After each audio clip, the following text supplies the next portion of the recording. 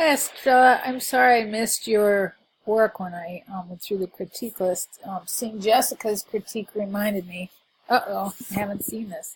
So I think this looks super. I love the big E. I love the unique way you've balanced out the letter. I think that says that you're a creative designer.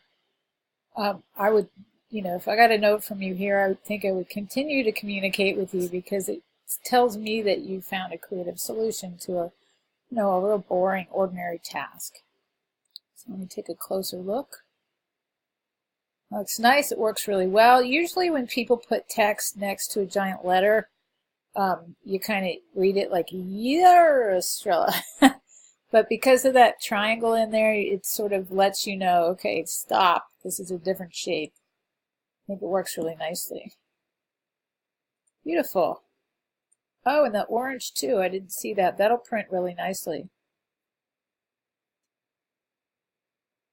So yeah, I think Jessica mentioned that you want, to streamline your address, email address, get Estrella .com, and then you would do the matching email as well. For the record, you don't need to put these subheads on here, website, phone, email, because it's obvious what they are. But if you like the way that it balances out the page, by all means.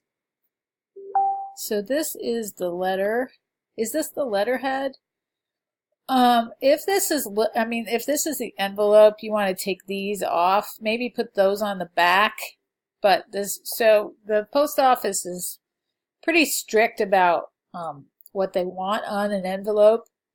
So you basically would have to put a return address. But this stuff means nothing on a regular mailer. So just imagine it with a stamp, and going to somebody.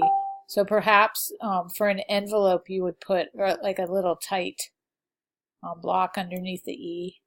Something to consider. Anyway, nice work. Sorry I didn't get to you before.